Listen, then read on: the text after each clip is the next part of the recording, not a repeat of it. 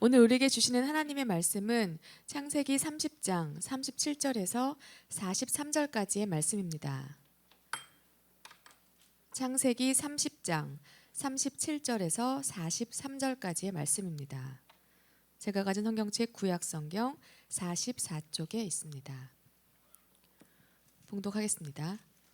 야곱이 버드나무와 살구나무와 신풍나무의 푸른 가지를 가져다가 그것들의 껍질을 벗겨 흰 무늬를 내고 그 껍질 벗긴 가지를 양떼가 와서 먹는 개천의 물 구유에 세워 양떼를 향하게 하매 그 떼가 물을 먹으러 올 때 새끼를 베니 가지 앞에서 새끼를 뱀으로 얼룩얼룩한 것과 점이 있고 아롱진 것을 낳은지라. 야곱이 새끼 양을 구분하고 그 얼룩무늬와 검은빛 있는 것을 라반의 양과 서로 마주보게 하며 자기 양을 따로 두어 라반의 양과 섞이지 않게 하며 튼튼한 양이 새끼 뵐 때에는 야곱이 개천에다가 양떼의 눈앞에 그 가지를 두어 양이 그 가지 곁에서 새끼를 베게 하고 약한 양이면 그 가지를 두지 아니하니 그렇게 함으로 약한 것은 라반의 것이 되고 튼튼한 것은 야곱의 것이 된지라. 이에 그 사람이 매우 번창하여 양떼와 노비와 낙타와 나귀가 많았더라. 아멘. 아멘. 할렐루야. 우리 옆 사람과 인사합니다. 반갑습니다. 한 주간 평안하셨습니까? 네. 할렐루야. 말씀의 제목을 함께 읽습니다. 뛰는 놈 위에 나는 놈, 그 위에 하나님. 우리 붙여서 함께 제목 읽습니다. 시작. 우리 옛날 그 속담에 기는 놈 위에 뛰는 놈, 뛰는 놈 위에 나는 놈이 있다라는 속담이 있죠. 자신이 아무리 뛰어나더라도 자기보다 더 뛰어난 이가 있음을 생각하고 자만하지 말라란 말로 교훈 삼는 속담이기도 합니다. 야곱을 생각해 보면 뛰는 놈 같습니다. 굉장히 뛰어납니다. 머리가 비상하고 굉장히 비상하죠. 그 다음에 이 임기응변에 아주 뛰어나고 고대 사회에서 가장 중요시 여기는 능력으로 평가되는 힘도 뛰어납니다. 그리고 야곱은 어쨌든 간에 분위기를 선도해 가는 사람이에요. 그래서 다른 사람을 끄는 힘이 있는 사람입니다. 뭐 하나 빠질 것이 없는 사람이죠. 우리가 성경을 보면 이 야곱의 약점이 있죠. 그 약점은 바로 신앙과 삶이 온전하지 못했다는 거예요. 믿음이 없는 것처럼 보이고 신앙생활을 잘 하지 못하는 것처럼 보이기도 하고, 그리고 또 가정을 잘 다스리지 못하는 것으로 보아서 삶에도 문제가 있었던 것 같습니다. 그래서 어쨌든 이 신앙과 삶이라고 하는 것은 겉으로 쉽게 평가할 수 없는 부분이거든요. 그러니까 나름대로 이 야곱은 유능한 사람으로 드러나기 마련이죠. 많은 재산도 갖기 시작했고, 그 다음에 11명의 아들을 포함하여 아내도 4명이나 갖기 시작했고, 아무래도 이 라반 외삼촌이 야곱을 많이 의지하기도 했고, 이렇게 보면 성경을 보면 분명히 신앙이 없는 사람이고, 그리고 가정을 잘 다스리지 못한 삶이 온전치 못함에도 불구하고 그렇게 유능한 사람처럼 보이는 어쨌든 뭔가 뛰어난 부분이 있는 사람이긴 한 것 같습니다. 그러나 사실은 야곱이 넘지 못할 한 사람이 등장하죠. 바로 나는 놈 라반입니다. 오늘 본문은 뛰는 놈 야곱과 나는 놈 라반이 얼마나 치열한 머리싸움을 해나가는지를 살펴보면, 오늘 성경에서 막 읽다 보니까 무슨 말인지 잘 못 알아듣겠는 말이 많은 것을 한번 잘 풀어서 우리가 말씀을 살펴볼 것이고, 또한 뛰는 놈 야곱과 나는 놈 라반 위에서 그들을 바라보시는 하나님의 관점을 보면서 하나님께서 나와 우리 교회와 내 자녀와 내 가정을 어떻게 바라보고 계실까에 대한 하나님의 입장을 새김으로써 오늘 여러분에게 큰 은혜가 되시길 주로 축원합니다. 먼저는 늘 반복하는 거지만 먼저 뛰는 놈 야곱을 봅니다. 야곱은 라헬이라는 여인을 만나서 이를 이용한 외삼촌 라반에게 속아서 14년이라는 시간을 무급으로 일해야 했습니다. 이 14년이 다 지나고 드디어 마침내 약속한 기한이 돼서 때마침 자기가 사랑하는 라헬이 불임을 멈추고 요셉을 낳는 경사도 함께 겪으면서 이 요셉을 낳자마자 야곱은 외삼촌 라반에게 이제 나는 고향으로 돌아가야겠다라고 선언합니다. 그러자 외삼촌 라반이 이렇게 말하죠. 알았다. 내 품삯을 정하라. 네가 24년 동안 수고를 했는데 너의 품삯을 정해라. 내가 너에게 주리라. 이렇게 성경에 정확히 기록되어 있죠. 성경에는 간다고 하면서 뭘 달라고 한 적이 없어요. 나는 그냥 지금 돌아가야 되겠다 이런 의지를 보였는데 이 외삼촌 라반이 너에게 얼마를 주면 되겠느냐, 네가 그동안에 수고한 일에 얼마를 주면 되겠느냐라는 질문 하나에 이 야곱이 돌변합니다. 어떻게 돌변해요? 본격적인 임금 협상에 들어가는 거죠. 자, 임금 협상을 하면서 모두 반론을 합니다. 뭐든지 본안을 철회하기 전에 이 본안을 올리는 이유를 설명하듯이 내가 이 정도의 임금을 원하는 이유를 설명하는 모두 발언을 하죠. 우리 창세기 30장 29절에서 30절 야곱이 라반과 임금 협상을 하면서 모두 발언 내용입니다. 함께 읽습니다. 시작. 야곱이 그에게 이르되 내가 어떻게 외삼촌을 섬겼는지 어떻게 외삼촌의 가축을 쳤는지 외삼촌이 아시나이다. 내가 오기 전에는 외삼촌의 소유가 적더니 번성하여 때를 이루었으니 내 발이 이르는 곳마다 여호와께서 외삼촌에게 복을 주셨나이다. 그러나 나는 언제나 내 집을 세우리이까. 야곱은 이렇게 말합니다. 자신이 외삼촌을 얼마나 잘 섬기고 외삼촌의 가축을 얼마나 잘 돌아봤는지 외삼촌은 아실 것입니다. 이렇게 얘기를 했으면 요까지 되게 착하잖아요. 그쯤 했으면 됐을 법인데 역시 야곱은 뛰어납니다. 이렇게 덧붙이죠. 자신이 와서 외삼촌의 양떼를 치기 전에는 외삼촌은 가난했습니다 라고 말한 거예요. 근데 내가 와서 양떼를 치고 가축을 키움으로 지금은 외삼촌이 부자가 된 것이 사실입니다. 이렇게 말한 후에 거기서 또 멈췄으면 맞다고 할 일인데 더 나아가죠. 그런데 내가 지금 집 한 칸도 없습니다. 이렇게 정확히 얘기를 해요. 이 모두 발언 내용이 그런 내용이에요. 상당히 이 외삼촌 라반은 의외에 이제 돌아가겠다. 나는 내 아내만 달라. 내 가족만 달라. 돌아가겠다 해서 이 라반은 뭔가를 챙겨주고 싶은 뉘앙스로 얼마 정도 주면 되겠느냐, 네 품삯을 한번 생각해 봤더니 의외로 이 야곱이 강경하게 나오는 거죠. 그래서 외삼촌 라반이 자 그러면 내가 무엇을 어떻게 너에게 줘야 되냐고 구체적으로 묻죠. 그러자 야곱은 이렇게 말합니다. 이제 구체적으로 협상 카드를 내미는 거죠. 창세기 30장 32절에 야곱의 협상 카드를 한번 함께 읽습니다. 시작.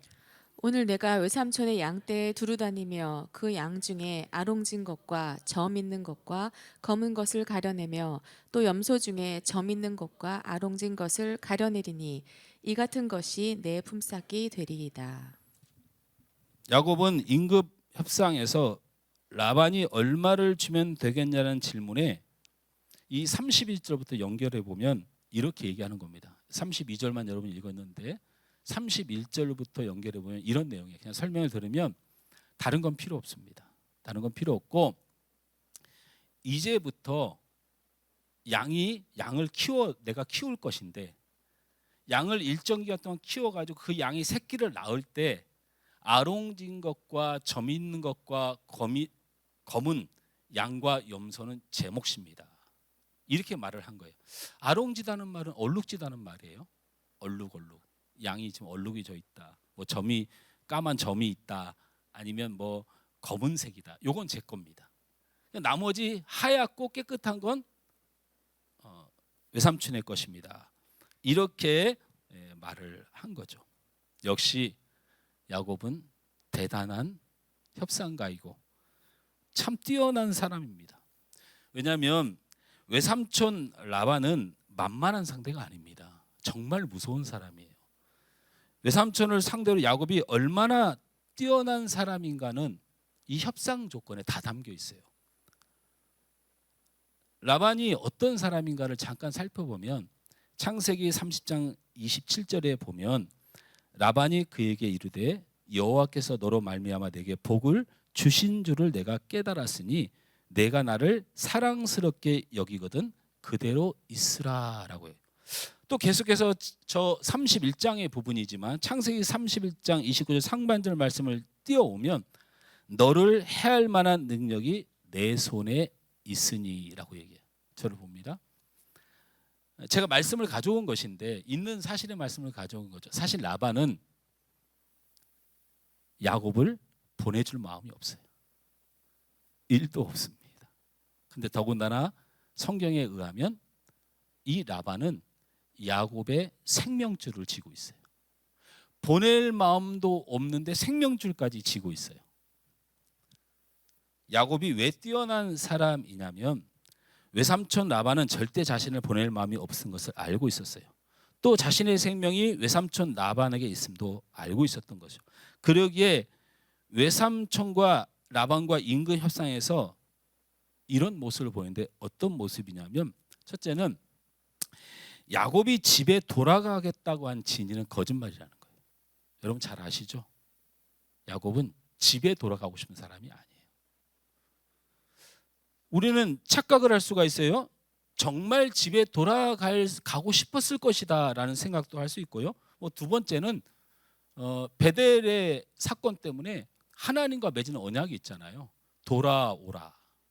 그러니까 신앙적으로 하나님 앞에 돌아가기로 약속한 약속을 지키기 때문에 돌아가고 싶어 할 것이라고 해서 라반 삼촌에게 외삼촌에게 나 돌아가야 되니까라고 말했다고 생각할 수 있습니다. 그런데요.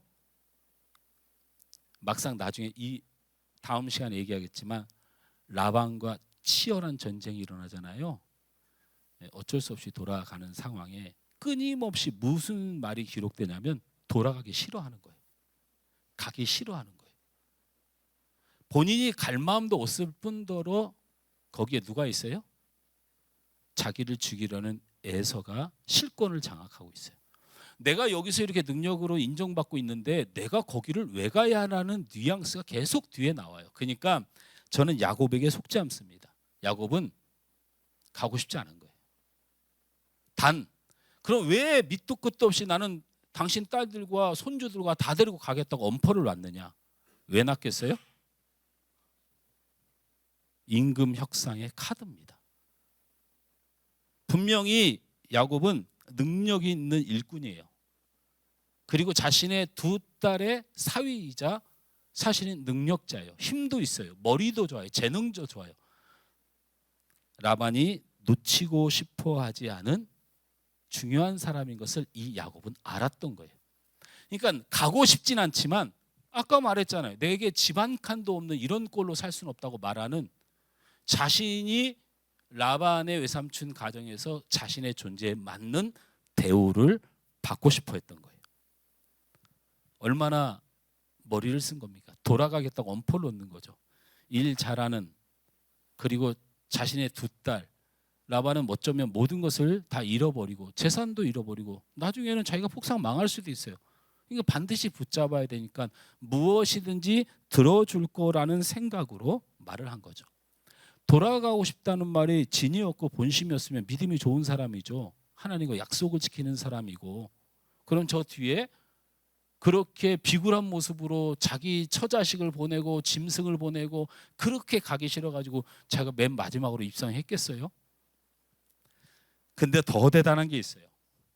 이 야곱은 제 개인적으로 저도 꽤나 머리가 좋고 저도 꽤나 생각을 참 많이 한다고 생각을 하는데 제가 이 야곱을 공부하면서 저는 죽어도 야곱을 쫓아갈 수 없구나라는 걸 깨달았어요. 바로 이 사건 때문이에요. 야곱이 대단한 점은 그 협상 카드로 내세운 점입니다. 아롱지고 점이 있고 검은 양과 염소로 협상을 했다는 거예요. 이 협상이 얼마나 대단한 협상이냐면 당시에 어떤 주인에게 목자로서 일을 할 때는 그 목자가 치는 양들, 그래서 나온 새끼들, 그 소출의 20% 정도가 그들의 임금이에요. 이해가 되셨죠? 자, 100마리에 키웠는데 100마리의 그 새끼가 나왔어요. 거기서 20%면 몇 마리예요?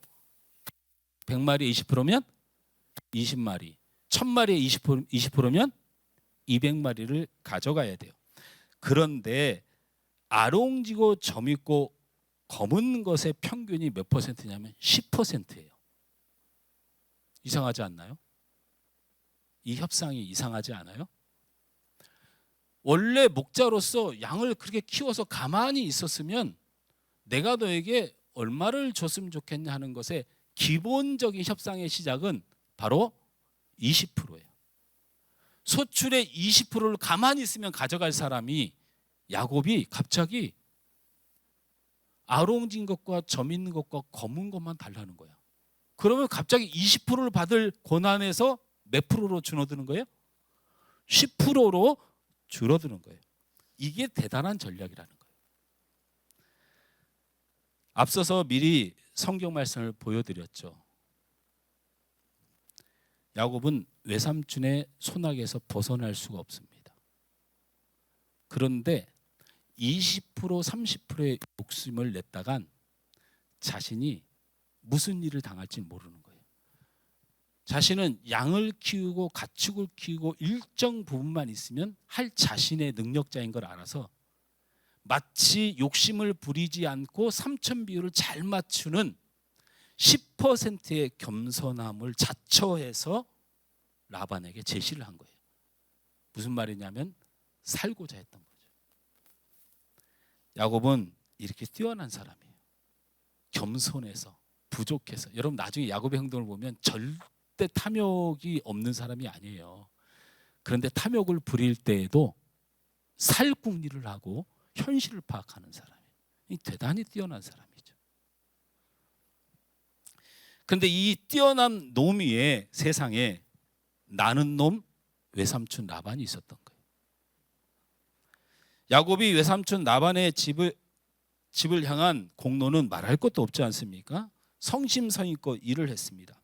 라반의 속임수에도 인내하면서 일을 했습니다. 야곱이 오기 전에 가난했던 외삼촌 라반은 야곱의 능력으로 부한 사람이 되었습니다. 야곱이 제시한 협상은 누가 봐도 과한 것이 아니니 들어줄 법합니다. 20%를 가만히 있어도 가져가는 사람이 오히려 10%만 가져가겠다고 했으니 가만히 있어도 들어줄 법합니다. 그런데 라반은 그럴 마음이 없습니다. 그럴 마음이 없는데 어떻게 하면 야곱을 안 보내고 어떻게 하면 야곱에게 그 10%도 안 줄 수 있는 방법이 없을까를 라반은 생각했던 거예요. 역시 야곱은 라반 삼촌을 정확히 알았어요. 그런데 라반 삼촌이 거절할 수 없는 정치적, 경제적 상황을 만들어 놓고 협상을 한 거예요. 그러니까 누가 봐도 그건 들어줘야 되는 거예요. 창세기 30장 35절 36절에 다 드러나죠. 함께 읽습니다. 시작. 그날에 그가 수점소 중 얼룩무늬 있는 것과 점 있는 것을 가리고 암염소 중 흰 바탕에 아롱진 것과 점 있는 것을 가리고 양 중에 검은 것들을 가려 자기 아들들의 손에 맡기고 자기와 야곱의 사이를 사흘 길이 뜨게 하였고 야곱은 라반의 남은 양떼를 치니라. 아멘. 이게 무슨 말인가요? 정신 바짝 차리고 이게 무슨 말이에요? 그 협상 카드를 듣고서 오케이 사인을 한 후에 그날 즉시 라반이 작업을 시작해요. 무슨 작업을 시작합니까? 아들들을 다 불러 모아서 양을 양을 얼룩지고 검고 점 있는 양과 그렇지 않은 양으로 나누어서 얼룩지고 검고 점 있는 양을 아들들에게 다 맡겨서 야곱이 목축하는 지역에서 3일 길이 떨어진 먼 곳에다 다 격리시켜요, 이 양을.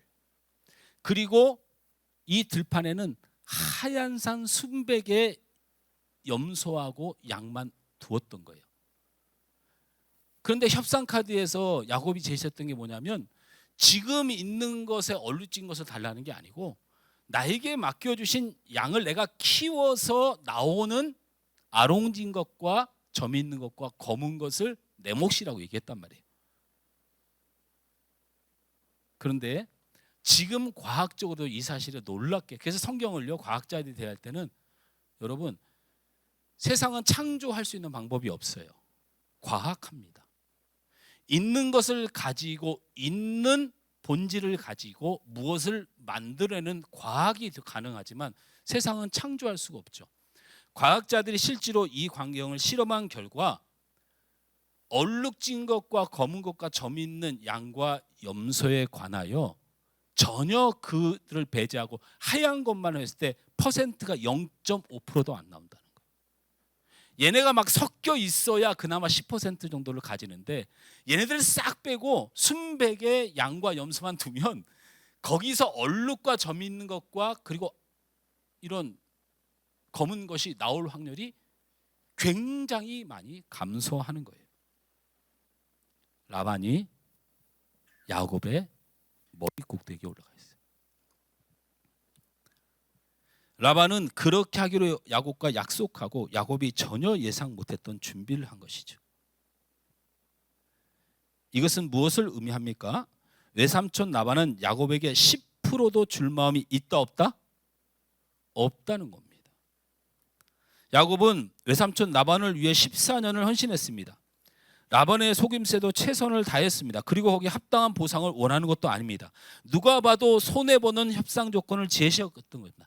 자기 목숨을 구걸하는 비참한 조건으로 제시를 했던 것입니다. 야곱은 모든 것을 생각하고 뛰어난 협상을 한 것입니다.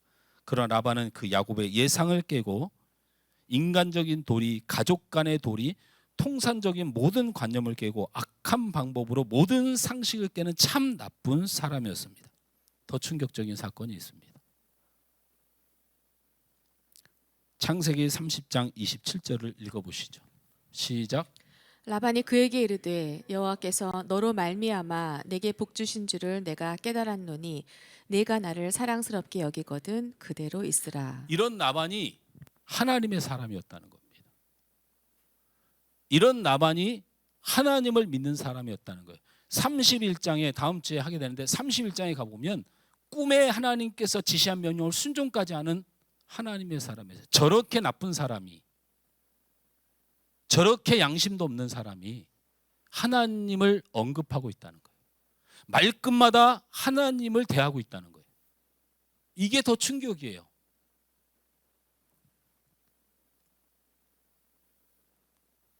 야곱은 14년을 넘어 이 라반 외삼촌의 이 잔꾀에 넘어가서 나머지 6년을 채워서 자그마치 20년을 거기서 고통을 받습니다. 사랑하는 성도 여러분, 그리스도인이 세상에 대한 탐욕으로 가득 차면 하나님을 이야기해도 하나님을 예배해도 그 사람은 나쁜 사람입니다. 그리고 옳은 길로 갈 수 없습니다. 세상과 물질을 하나님보다 소중히 여기고 그것을 더 사랑하면 하나님을 이야기해도 하나님을 예배해도 교회의 직분을 가졌다고 해도 그 사람은 세상 사람인 것이지 하나님의 사람이 될 수 없습니다. 절대 될 수 없습니다. 세상을 사랑하고 세상 물질을 하나님보다 더 귀하게 여기고 사랑함이 분명하면 그 사람이 아무리 예배를 드리고 아무리 기도를 하고 아무리 교회 직분을 가지고 나와도 그 사람은 절대로 하나님의 사람이 될 수 없습니다. 성경은 분명히 말합니다. 사람은 하나님과 재물을 겸하여 섬기지 못하느니라. 하나님을 섬기면 하나님의 사람이 되고 재물을 섬기면 하나님의 사람이 될 수 없습니다. 아무나 하나님의 사람이 아닙니다. 바로 라반이 그렇습니다. 뛰는 놈과 나는 놈이 난리가 났습니다. 이제 그 위에 하나님을 말씀드립니다. 들판에 나간 야곱의 눈앞에 얼룩이 있는 검은 점이 있는 양과 염소가 한 마리도 보이지 않습니다. 그 양과 염소는 야곱이 14년 동안 키운 것들이에요. 그러면 최소한 어느 정도 있어야 됐는지를 야곱이 몰랐을까요? 그런데 그 아롱진 것과 점 있는 것과 검은색의 양과 염소가 한 마리도 보이지 않습니다. 하루 이틀은 주변을 찾아봤겠죠. 눈물을 흘리면서. 근데 찾을 수 없었어요. 그러면 야곱이 바보가 아니고 얼마나 뛰어난 사람입니까?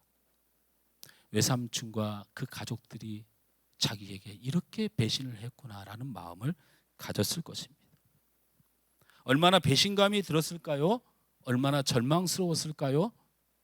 자신의 생명줄까지 지고 있는데 자신이 그 10%를 요구하면서 그 14년의 세월을 보내며 그래도 삼촌을 위하여 내가 생명을 구걸하며 10%를 요구했는데 0. 몇 프로도 줄 마음이 없는 외삼촌 라반의 이 간괴함을 맞닥뜨렸을 때 야곱은 얼마나 슬퍼했겠습니까? 여러분, 세상에 살다 보면 이런 어려움을 겪을 때가 있어요. 여러분이 무슨 죄가 있어서 어려움을 겪는 게 아니죠. 삶이 그렇습니다. 내가 공부를 잘 못하는 게 그렇게 큰 죄입니까? 그러나 그거보다 훨씬 더 참혹된 인생을 살 수도 있어요. 우리 부모님이 부자가 아닌 것이, 내가 물질에 부유함이 없는 것이 사람으로서 가치를 그렇게 망가뜨릴 만큼 그렇게 비참한 인생을 살아야 할 거라는 의문은 있지만 실제로는 상대적 바탕이 굉장히 심합니다. 요즘 정치하는 사람들, 요즘 판검사들, 요즘 대단히 앞에서 유능한 사람들은 정말 양심도 없고 내 머리보다 훨씬 더 덜 떨어진 사람들이구나라는 생각을 할 때가 있습니다. 저보다 딱 한 가지 잘하는 게 있는데 공부만 잘했던 것 같습니다.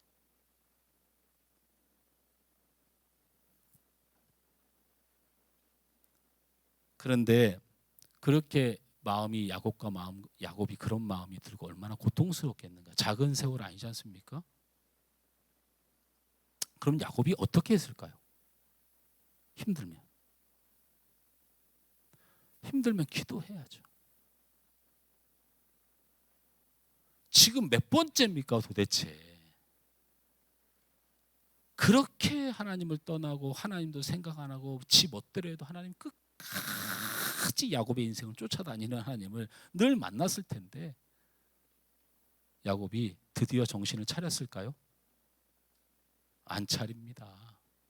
여러분, 신앙생활은요 죽어도 억지로 안 돼요. 그냥 지옥 갈 사람 지옥 가는 게 맞아요. 방법이 없어요. 하는 척, 애쓰는 척, 여러분 그런 척은 저한테는 통해요. 저한테는.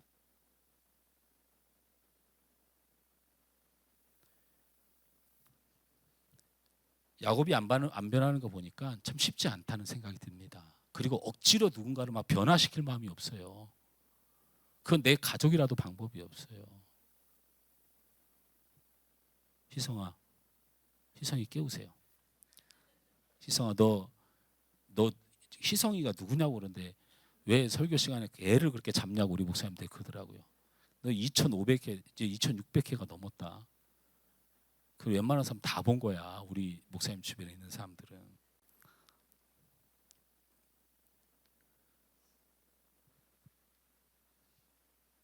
기도할 만 하잖아요. 이렇게 슬픈 일 당했으면 좀 엎드릴 만 하잖아요.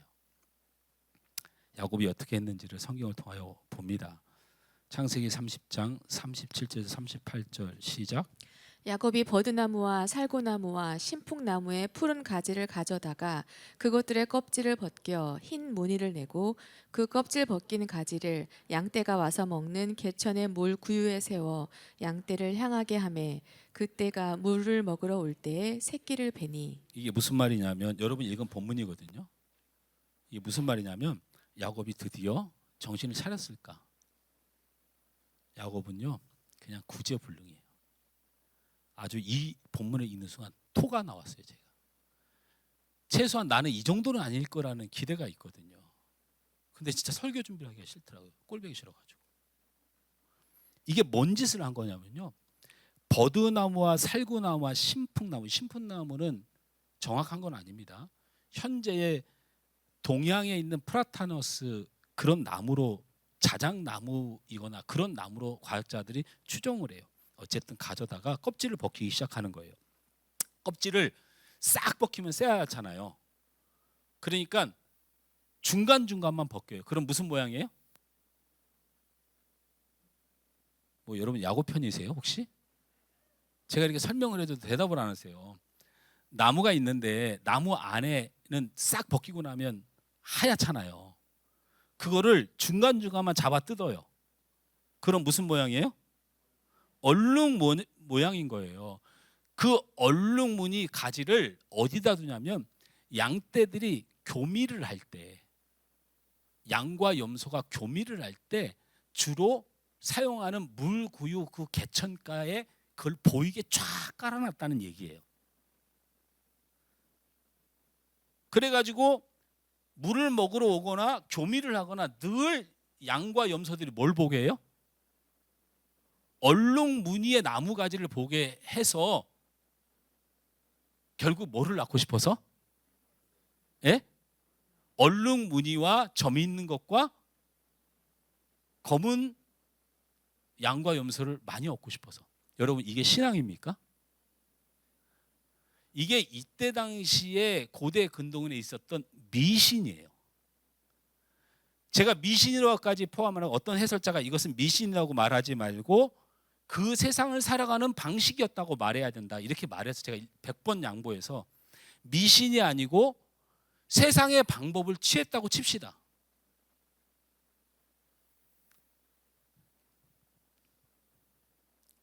어떻게 됐을까요, 야곱이? 제가 그래서 속이 상해요. 어떻게 됐는지 읽어볼까요? 창세기 30장 39절 시작. 가지 앞에서 새끼를 뱀으로 얼룩얼룩한 것과 점이 있고 아롱진 것을 낳은지라. 43절 시작. 이에 그 사람이 매우 번창하여 양떼와 노비와 낙타가 마귀가 많았더라. 저를 보십시오. 이런 놈이 부자가 됐어요. 환장할 노릇 아니에요. 하나님의 방법이 아니야. 성경도 아니야.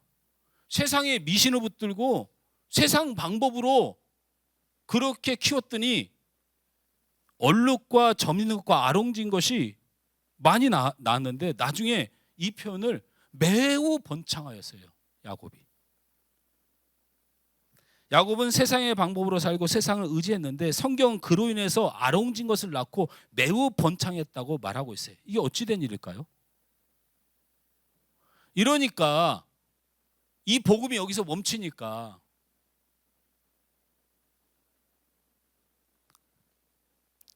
성경을 더 읽어보면 이렇게 써 있죠. 창세기 31장 9절 말씀을 함께 읽습니다. 시작. 하나님이 이같이 그대들의 아버지의 가축을 빼앗아 내게 주셨느니라. 저를 보십시오. 성경은 분명히 선언하고 있어요. 야곱이 미신을 따르고 세상 방법을 따라서 새끼를 낳았다고 얘기하지 않고 하나님이 야곱의 억울함을 끝까지 14년 동안 본 거예요. 그리고 야곱이 살고 싶어서 10%만 주세요 하고 빌었던 것도 보았던 거예요. 근데 이놈의 라반 자식이 그것도 안 들어주고 한 푼도 안 주려고 하는, 그렇게 야곱을 고통스럽게 몰아가는 그의 인생을 하나님께서 보시고 그의 아버지, 저 본문의 내용에 보면 라반의 것을 빼앗아 야곱에게 주니라. 하나님이 주신 거라니까요. 하나님이 다 보고 계신 거예요. 야곱의 인생을, 그 부족한 야곱의 인생을 그렇게 보신 거예요. 우리는 이런 생각을 할 수가 있어요. 하나님, 그러면 야곱을 그렇게 사랑하시면 좀 일찍 나타나셔서 그런 문제가 생기기 전에 도와주시지. 그렇게 고통을 겪고 있는데 세상에 이제 막다른 길에서 죽을 똥살똥 할 때 해필 그때 응답해 주십니까? 그러게요. 고통스러울 때 기도 좀 하지. 힘들 때 하나님을 좀 찾지. 병들었을 때 주님 좀 부르짖지. 야곱은 평생에 하나님이 그를 보듬어 줘서 품을 때까지는 하나님을 찾질 않아요. 그러니까 하나님의 때에 하나님이 왔다고 말씀하지 말고 하나님은 사랑하고 도와주고 싶은데 기도하고 믿음 없고 하나님 앞에 부르짖지 않고 엎드리지 않는 야곱이 그 고통을 가져온 거예요. 이 고통을 줘서 야곱을 철들게 하겠다. 제가 말씀드렸잖아요. 야곱은 철들지 않습니다.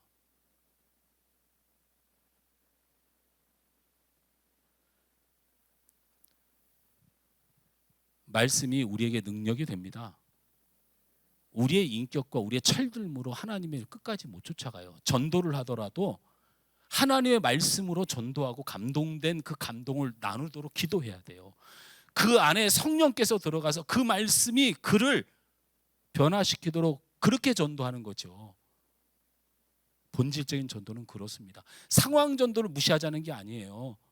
나가서 찬양하면서 사람들을 모으고 교회에서 행사하면서 모으고 그리고 여러 가지 섬김과 구제를 통하여 모으고 그렇게 하지 말라는 게 아니에요. 우리의 목표는 역사는 하나님의 말씀으로 그들을 구원시키는 일이에요. 그런데 내 행위로 하려고 자꾸 하지 마세요. 여러분의 행위가 얼마나 온전합니까? 우리 교회 성도들만 돼도 꽤나 수준이 높은데 여러분 스스로도 저 사람을 감동시킬 만한 영원토록 변함없이 감동시킬 만한 존재가 되질 못해요. 사랑하는 성도 여러분, 우리가 공부를 잘해서 출세했다고 생각하십니까? 우리가 능력이 있어서 그 능력으로 출세했다고 생각하십니까? 우리가 세상을 살면서 사용하고 습득하여 가진 세상의 방법이 나를 성공으로 이끌었다고 혹시 생각하십니까? 아닙니다. 우리의 공부가 우리의 능력이 우리가 가진 세상의 방법이 나를 이끌었던 것이 아니고 하나님이 우리를 성공시키기로 작정하신 그 작정하심이 우리를 성공시키는 것입니다. 하나님이 우리를 출세시키기로 작정하셨으면 우린 출세하는 것입니다. 하나님이 우리에게 길을 열어주기로 작정하셨으면 우리는 그 길이 열리는 것입니다. 하나님이 우리를 사랑하기로 작정하시면 우리는 인생의 어두운 터널을 지나고 높은 담을 넘은 형통의 길로 가는 것입니다. 하나님이 하시는 거예요. 여러분이 공부해서 하나님 앞에 뭔가 좀 하고 여러분이 능력이 있어서 하나님 앞에 뭔가 좀 하고 여러분이 직장 생활에서 뭔가 좀 잘 됐다고 하나님이 안 보이십니까? 그 공부, 그 출세, 그 성공, 그 직장, 그 여러분이 길이 열려진 모든 길에 하나님 먼저 가셔서 허락하셔서 가는 길이에요. 말씀을 맺습니다. 야곱은 끝없이 오직 세상의 방법과 세상의 이익만을 간구해왔지 한 번도 하나님 앞에 엎드려 간구하지 못했습니다. 그러면 고통이 오는 겁니다. 여러분, 우리 하늘성의 성도는 고통받기 전에 기도하시길 바랍니다. 시간을 단축시키세요. 우리의 삶이 남은 인생이 하나님 앞에 영광이 되어야 되지 않겠습니까? 정교인 MT를 다녀왔습니다. 우리 정교인 MT를 갔는데 우리 목사들은 괜한 자존심이 있어요. MT를 갔다 왔다니까 장로님, 모 목사들이 나한테 그래? 야, 이 연휴 때 왜 성도들을 괴롭혀? 이렇게 얘기를 하더라고요. 금토일월화, 금토일월화, 목금토일월화. 여기 한가운데 왜 MT를 가? 야, 너 성도들 괴롭히지 마. 그렇게 얘기하더라고. 그러면서 비아냥 그러면서 저한테 얘기합니다. 몇 명이 나갔어? 이렇게 해서 제가 이렇게 말했어요. 90%가 참석했다고. 그리고 참석하지 못한 분들의 지원과 마음도 함께 담아서 갔다고. 우리 교회는 그래서 이런 거 하면 100% 간다고. 아멘 안 합니까? 안 해요? 100% 간다고.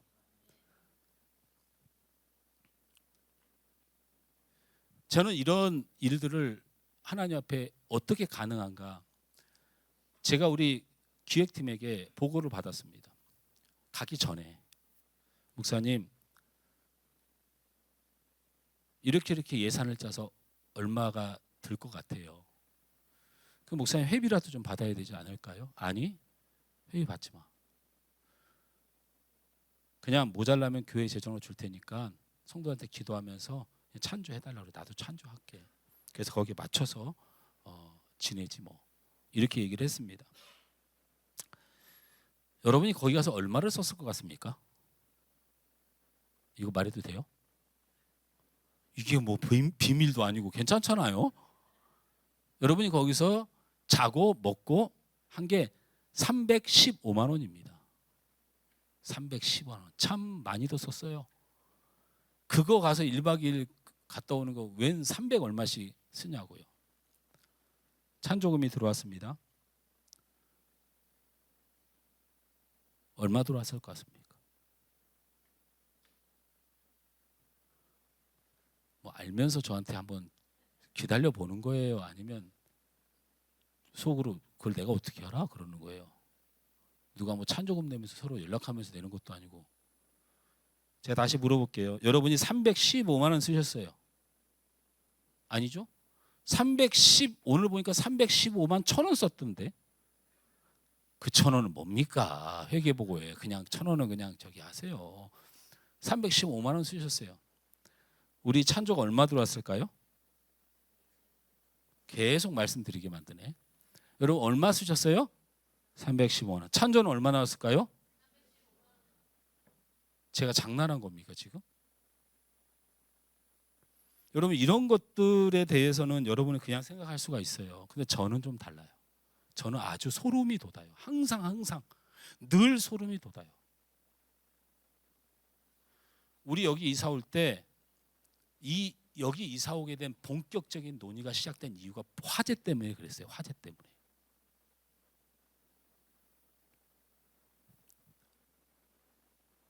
화재가 나서 4천만 원을 그 주변에 있는 상가 사람들이 자기들이 소방에서 막 물을 뿌릴 거 아니에요. 그러니까 물이 그 건물에 차고 넘치면 장사를 못 하잖아요. 직구하며 뭐며 소방차가 막 불 끄려고 막 6대 7대 가서 뿌려야 되는데 그 우리가 3층 꼭대기에 있으니까 위에서부터 막 쏟아질 거 아니에요. 학원에서는 물이 새가지고 천장에서 그 건물이 오래된 거라서 밑에 커피숍 반찬가게 뭐 난리도 아니었고 근데 그분들이 우리 하늘소망교회에 저에게 와서 단 한마디 불평도 안 하셨어요. 그리고 단 10원의 배상도 요구하지 않았어요. 오히려 그분들이 무엇에 사인을 해줬냐면 목사님네 건물 그 층이 거기 불난 곳이 보험이 안 들어있다더라. 그러니까 우리가 있는 보험으로 교회를 도와주자 해서 해준 돈이 4천만 원이에요. 그 1,000원짜리 2,000원짜리 반찬 가게 하는 아줌마가 자기들이 받아야 될 보상을 우리에게 양보해주고 그 상가 사람들이 다 양보해서 받은 보상금이 4천만 원이에요. 그리고 우리 노회에서 개척교회에서 3만 원, 5만 원 이렇게 보내서 노회에서 지원해 준 돈이 4천만 원. 제가 감성도 워낙 풍부한 사람이지만 그래서 저희들이 이 수리 다 하고 남은 돈이 4천만 원이었어요. 그리고 이사를 결정했죠. 여기 땅을 알아봤어요. 여기를 먼저 알아본 게 아니죠. 저쪽 땅을 먼저 알아봤어요. 근데 저쪽 땅 계약 직전에 진짜 계약하는 당일날 우리 유동환 집사님하고 저하고 우리 장로님은 가셨는지 모르겠는데 계약하러 갔는데 부동산에 난리가 났어요. 그 어르신이 나이가 많으신데 첫 번째 납부만 하고 나머지 두세 번째 우리한테 넘겨야 돼요. 그게 소유권이 넘어가 이 땅은. 근데 그분이 다 완납을 해버렸어요. 그러니까 5년 동안 소유권을 못 바꾸는 땅이에요. 이 땅이. 거기서 난리가 났어요. 저한테 전화하고 목사님 큰일 났다. 우린 지금 다 떠날 준비를 해가지고 있었는데 그래가지고 마지못해 땅 하나 남았다고 찾아온 게 바로 이 땅이에요. 나중에 이 땅이 부채꼴로 이상하게 생겼잖아요. 요렇게 생긴 땅을 사버렸잖아요. 저는 그 지도를 볼 여유가 없었어요. 쫓겨나가지고 거기서 그렇게 하고 있는데 이렇게 생겼잖아요. 이거 예배 드리고 나서 우리 문장로님이 그래도 건축을 늘 하시면서 땅을 볼 줄 알잖아요. 땅 모양이 이상하게 생겼는지 장로님 그때 저한테 상처 줬던 말 기억하세요? 장로님 그렇게 모른 척하면 안 돼요. 주께서 다 보고 계시는데. 우리 장로님이 나한테 여태까지 싫은 소리 한마디를 안 하시는데 그때는 하도 답답했는지 우리 여기 그 땅 샀다고 무슨 기공 예배인가 드리는데 나한테 와서 그 설계도를 이렇게 보셨는지 땅 그 지적도를 보셨는지 나한테 와서 목사님 이런 땅은 줘도 사면 안 되는 땅. 그리고 나보고 뭐라 했냐면 목사님 제발 목회만 하세요 그러더라고. 미치고 한장할 노릇이에요 진짜. 이거 7억 8천에 샀어요. 7억 8천에. 7억 8천에 샀어요. 제 기억으로는. 우리 장로님한테 어제 전화로 확인까지 했는데 7억 8천에 샀고 우리 재정이 한 2천만 원 정도가 있었고 노예에서 화재로 인해서 우리가 그 보상받은 거하고 노예에서 지원한 게 8천만 원 중에서 그 복구로 4천만 원 쓰고 나머지 4천만 원에서 우리 재정이 한 6천만 원 남았고 이게 7억 8천이었어요. 그럼 얼마예요? 예? 얼마인 거예요? 예? 7억 2천? 거기다가 잊어버렸다. 우리 상가 그거 우리 소유였을 때 그게 빚이 1억 8천 있었어요, 장로님. 그거 합치면 얼마예요? 아니 계산을 잘 못하세요? 6천만 원 있었고 이거 땅값이 7억 8천에 우리 빚이 7억 8천에 우리 빚이 1억 8천. 그럼 우리가 얼마 있었어야 돼요? 7억 8천하고 1억 8천 하면 9억 6천이죠. 빚하고 땅값.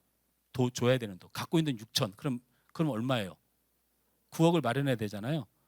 우리 최 장로님 여기 장로님 있지만 우리 저 상가 불나가지고 정 떨어져가지고 저거 한 호 팔려고 부동산 다 다녔는데 부동산에서 최고가가 6억이었어요.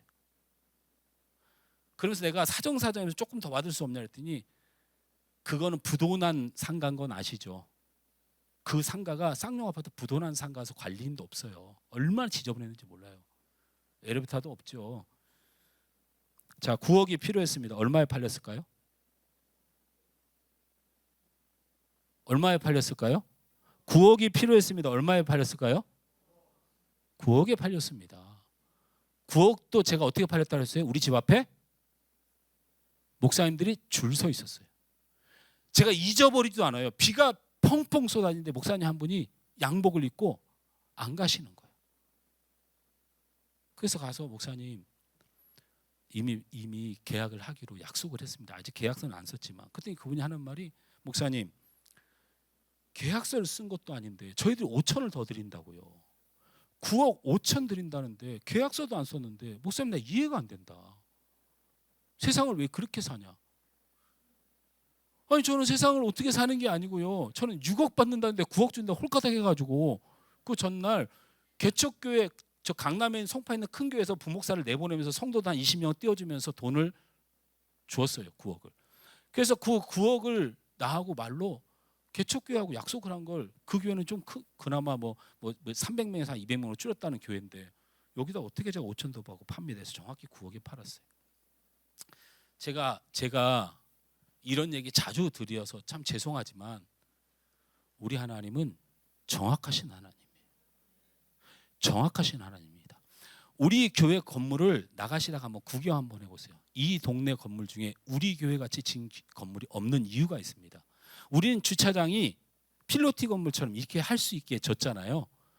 저거 짓기 일주일 전에 법이 바뀌었죠. 법은 이미 바뀌었는데 우리가 이거를 짓고 일주일 후에 실행법으로 바뀌었어요. 건축법이. 그게 바로 도로에서 건물은 2m 들어가래요. 그래서 지금 다 2m 들어가 있는 거예요. 그래서 필로티를 못한 거예요. 근데 우리는 딱 2주인가 남기고 이미 건축 허가 난 건물은 어쩔 수 없다고 허가를 이 건물만 해준 거예요. 그래서 이 지역의 건물이 전부 다 주차장이 위에 건물이 없고 뒤로 물러나가지고 있어요. 근데 여러분 여기가 이렇게 부채꼴이잖아요. 그러면 도로에서 2m 뛰려면 우리는 어떻게 되는 거예요? 무슨 말인지 제가 또 설명해야 돼요. 이거 했던 옛날에 영상이 있던데. 여러분이 하도 대답을 안 하니까 우리 땅이 이렇게 생겼다고요. 이렇게 여기가 도로라고요. 여기가 도로서 2m 들어가면 요만큼만 접으면 되지만 요게 도로면 접으면 이렇게 돼요. 제가 눈물이 났을까요, 안 났을까요? 죽을 지경이에요. 죽을 지경. 정말 미치고 한장에. 그때 여러분 기억 못 합니까? 비상 걸려 가지고요. 건축 설계하시는 저기 안수 집사님이 우리를 다 어디로 모이겠냐면 지금 그 무슨 막국수집 2층에 카페가 있어요. 우리 전원 다 거기 모였어요. 16명인가 15명이.